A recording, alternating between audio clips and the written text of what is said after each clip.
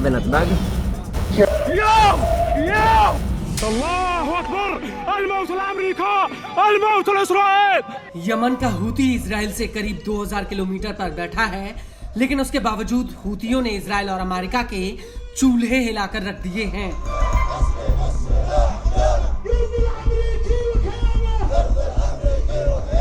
हूतियों की मिसाइल और drone Israel और अमेरिका के एयर डिफेंस सिस्टम को बार बार भेद कर तेल अवीव में तबाही मचा रहे हैं।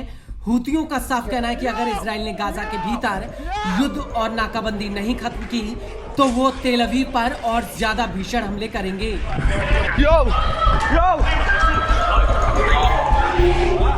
हालांकि इसमें कोई शक नहीं कि हूतियों ने इजरायली सरकार को हिलाकर रख दिया है। नेतन्याहू बार बार हूतियों पर हमले कराते हैं,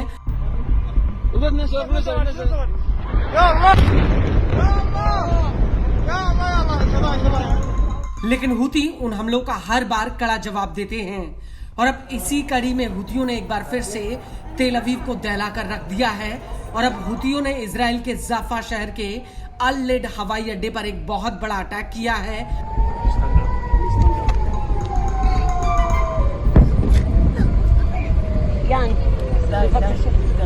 हूती के प्रवक्ता ब्रिगेडियर जनरल याहा सारी का इस हमले को लेकर कहना है कि हूती के लड़ाकों ने याफा यानी जाफा पर फिलिस्तीन 2 हाइपरसोनिक बैलिस्टिक मिसाइल से अटैक किया है। ये हमला एकदम सटीक और सफल रहा है।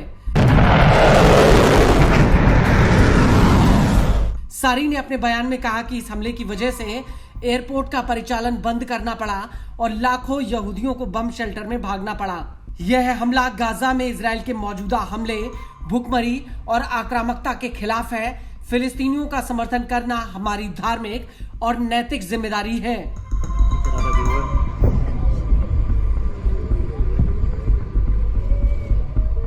आपको बता दें कि सारी यही नहीं रुके, बल्कि उन्होंने अरब मुल्कों को लताड़ते हुए कहा कि गाजा में इजरायली आक्रामकता और भुखमरी के खिलाफ प्रतिक्रिया देना अरबों और इस्लामिक दुनिया की जिम्मेदारी है।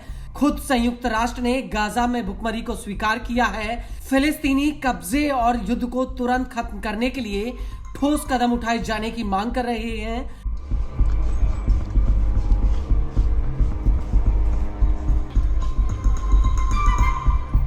आपको बता दें कि 18 मार्च 2025 को गाजा में युद्ध विराम टूट गया था और इसके तुरंत बाद हूतियों ने फिर से इजराइल के ऊपर हमले शुरू कर दिए थे।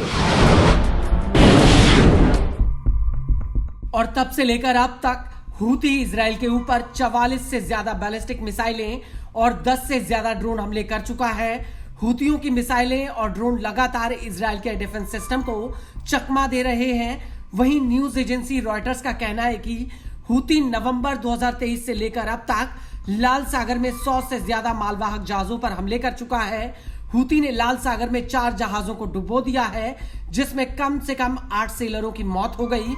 इसके अलावा नवंबर 2023 में हूतियों ने गैलेक्सी लीडर जहाज पर कब्जा कर लिया था, जो अभी तक हूतियों की हिरासत में है। अल्लाहु अकबर الموت لأمरीका الموت لإسرائيल. हालांकि हूतियों ने सिर्फ 25 क्रू मेंबरों को जनवरी 2025 में रिहा किया था और अभी भी हूतियों के कब्जे में कई क्रू मेंबर हैं।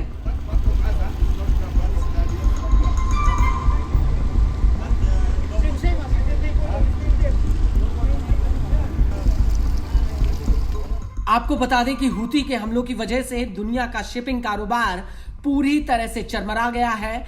लाल सागर जो दुनिया का एक अहम शिपिंग रूट है, वहां से विश्व का करीब 30% कंटेनर ट्रेड होता है। लेकिन हूती के हमलों की वजह से अब शिपिंग कंपनियां अफ्रीका वाले लंबे रास्ते को अपना रही हैं, जिसमें 10 से 14 दिन और ज्यादा लग रहे हैं। इसके अलावा इस रूट पर लागत और ईंधन भी ज्यादा लग रहा है और यही वजह है कि दुनिया में कई चीजों के दाम आसमान छू रहे हैं।